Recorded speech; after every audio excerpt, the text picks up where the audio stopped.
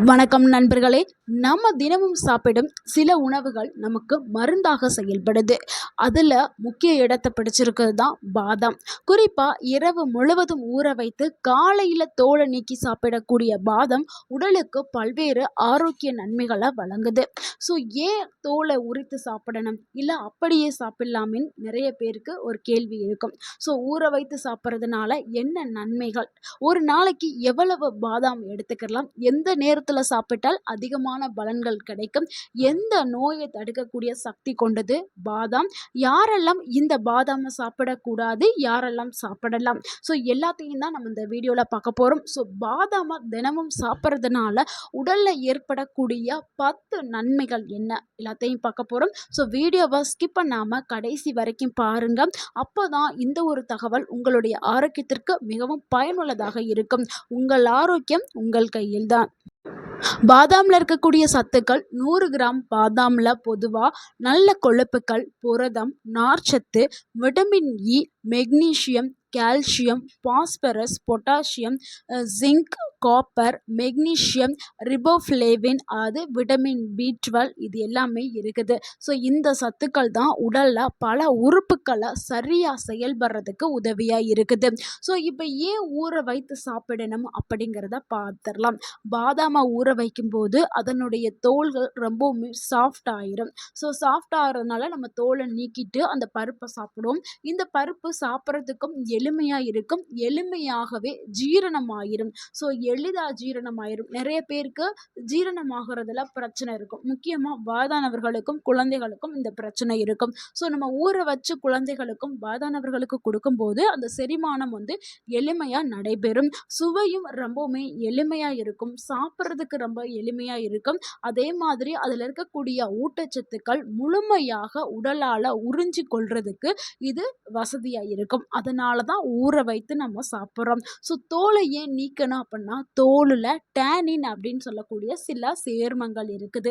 இந்த சேர்மம் என்ன பண்ணுதுன்னா, பாதாமில் இருக்கக்கூடிய ஊட்டச்சத்தை முழுமையாக உறிஞ்ச விடாமல் பண்ணிடும். ஸோ அதனால தான் அந்த தோலை நீக்கிட்டு நம்ம பருப்பை மட்டும் சாப்பிட்றோம். பருப்பை மட்டும் நம்ம எடுத்துக்கிற பொழுது உடலால் முழுமையான ஊட்டச்சத்தை உறிஞ்சி கொள்ள முடியும். ஸோ அதனால தான் நம்ம ஊற வைத்து நம்ம சாப்பிட சொல்கிறோம். ஸோ ஊற வைத்து சாப்பிட்றதுனால நிறைய நன்மைகள் இருக்குது. ஸோ இனிமே இரவு தூங்குறதுக்கு முன்னாடி நீங்கள் நம்ம சொல்லக்கூடிய அளவை எடுத்து ஊற வச்சுட்டு காலையில் எந்திரிச்சு தோலை நீக்கி சாப்பிடுங்க.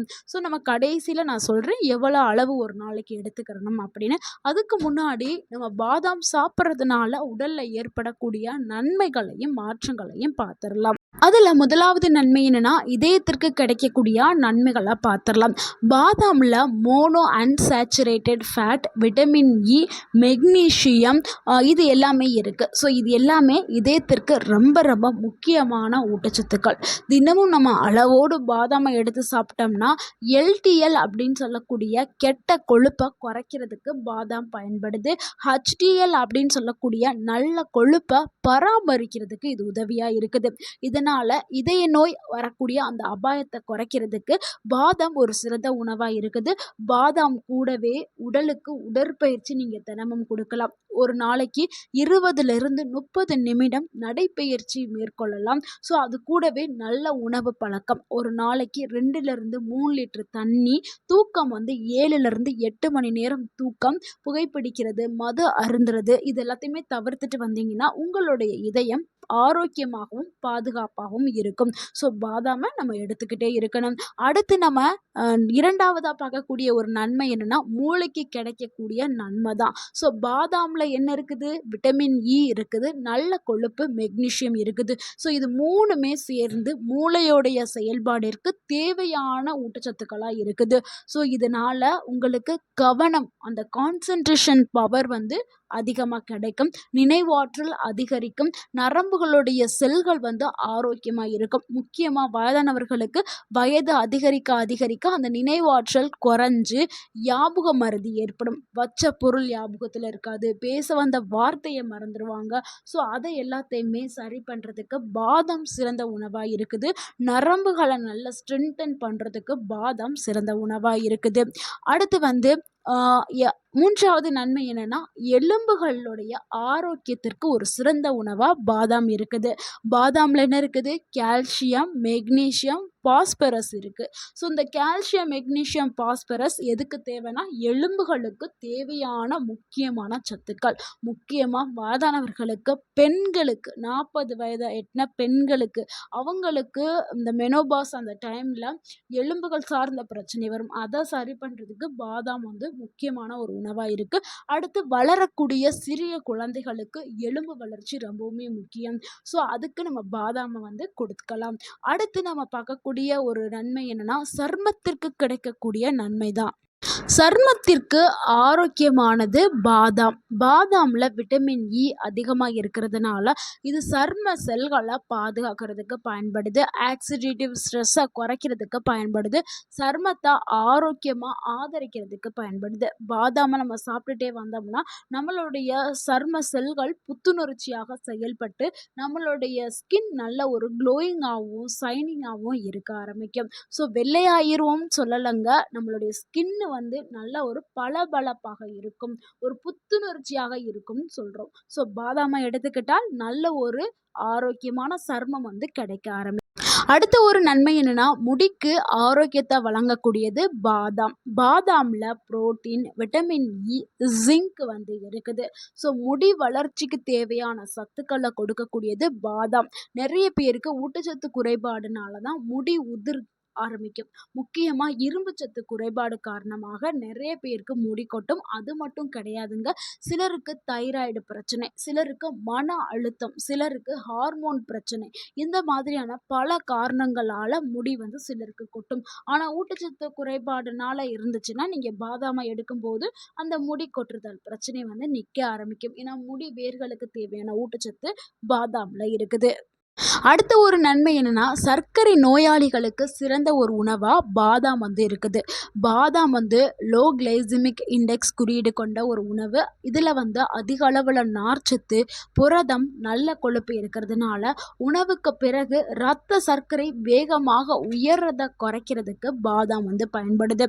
இதனால சர்க்கரை நோயாளிகள் வந்து பாதாம அவங்க ரெகுலரா தினமுமே பயன்படுத்தலாம். ஆனா அளவா பயன்படுத்துறது ரொம்பவே முக்கியம். ஆனா இது மருந்துக்கு மாற்றல்ல. ஸோ நீங்க மருத்துவர் குடுத்த மருந்து மாத்திரைய ஒரு புறம் எடுத்துக்கிட்டு, நீங்க இந்த பாதாம எடுக்கும்போது அந்த சர்க்கரை அளவு உயராம கண்ட்ரோல்ல இருக்கிறதுக்கு இது பயன்படுது.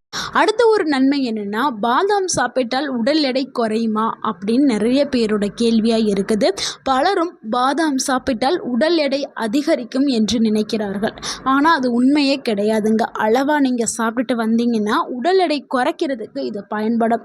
வயிறு நிறைவாக இருக்கும். நீங்க காலையில எந்திரிச்ச உடனே ஒரு 5 பாதாம நீங்க ஊற வச்சு தோல் நீக்கி நீங்க சாப்பிட்டீங்கன்னா என்ன ஆகும்னா, உங்களுக்கு வயிறு நிறைந்த ஒரு உணர்வு இருக்கும். அடிக்கடி நீங்க பசியும் வராது. அடிக்கடி நீங்க சாப்பிடவும் மாட்டீங்க. அந்த அடிக்கடி சாப்பிடக்கூடிய பழக்கம் குறைஞ்சிருச்சுனாவே, கலோரிகள் நீங்க அதிகமா சாப்பிடக்கூடியது குறைஞ்சாவே உங்களுக்கு ஆட்டோமேட்டிக்கா உடல் எடை குறைய ஆரம்பிக்கும். நிறைய பேர் ஜங்க் ஃபுட் எல்லாம் அதிகமா சாப்பிடுவாங்க. நம்ம காலையில இந்த ஊற வைத்த பாதாம எடுக்கும்போது ஜங்க் ஃபுட் ஆசையும் குறைஞ்சிரும். அதிகமா சாப்பிடக்கூடிய அந்த பழக்கமும் குறைஞ்சிரும். இதனால உடல் எடையை குறைக்கிறதுக்கு ஒரு சிறந்த உணவா பாதாம் இருக்கு. ஸோ நீங்க வந்து அளவா நீங்க சாப்பிட்டுட்டு நடைப்பயிற்சி, உணவு கட்டுப்பாடோடு இருந்தீங்கன்னா நல்லாவே உடல் எடை வந்து குறைக்கப்படும். அடுத்து ஒரு நன்மை என்னன்னா, கர்ப்பிணி பெண்களுக்கு ஒரு சிறந்த உணவா பாதாம் இருக்குது. ஏன்னா கர்ப்ப காலத்துல அவங்களுக்கு தேவையான ஊட்டச்சத்து பாதாம்ல இருக்கு. புரதம், விட்டமின் இ, மெக்னீசியம் இது இருக்குது.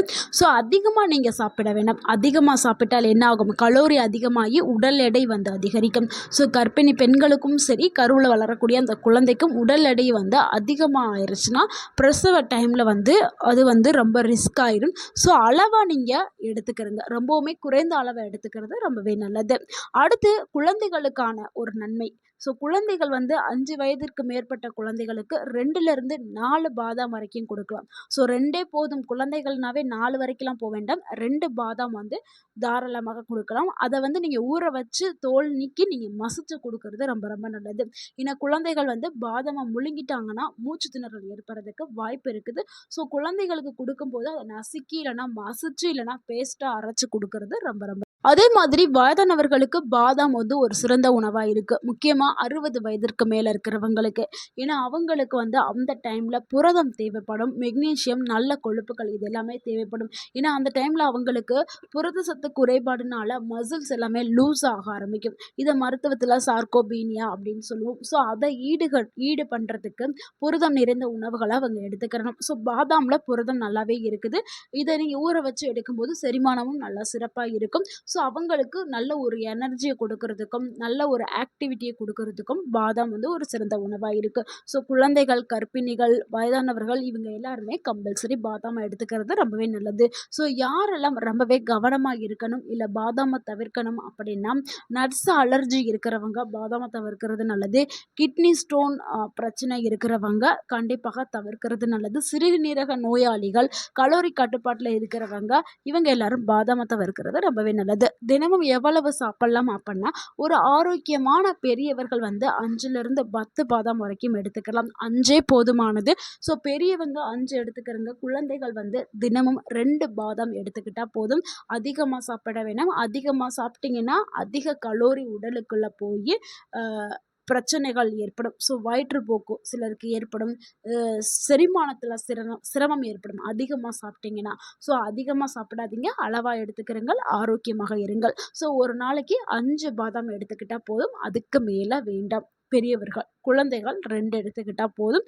நல்ல தண்ணீல ஊற வச்சு காலையில தோல் நீக்கி சாப்பிடுங்க. அதுதான் சரியான முறை. ஸோ பாதாம் கூட வேறு என்ன உணவெல்லாம் சேர்த்து எடுக்கலாம்னா, பாதாம் கூட பால், பேரிச்சம்பழம், வாழைப்பழம், ஓட்ஸு இந்த மாதிரியான உணவுகள வந்து சேர்த்து எடுக்கும்போது, இன்னும் கூடுதலான ஆரோக்கியம் கிடைக்கும். நண்பர்களே, ஊற வைத்த பாதாம்ங்கிறது ஒரு சத்தான உணவு. இன்னையில இருந்து நீங்க ஊற வச்சு டெய்லியுமே 5 பாதாம் வரைக்கும் எடுத்துக்கிறங்க. இந்த தகவல் உங்களுக்கு பயனுள்ளதா இருந்திருந்தா, இந்த வீடியோக்கு ஒரு லைக் பண்ணுங்க. இந்த வீடியோவ உங்களுடைய ஃப்ரெண்ட்ஸ் அண்ட் ஃபேமிலிக்கு ஷேர் பண்ணுங்க. மறக்காம நம்ம சேனல சப்ஸ்கிரைப் பண்ணுங்க, சப்போர்ட் பண்ணுங்க, கமெண்ட் பண்ணுங்க. தேங்க் யூ ஃபார் வாட்சிங் அண்ட் வாழ்க வளமுடன். உங்கள் ஆரோக்கியம் உங்கள் கையில் தான். நன்றி, வணக்கம்.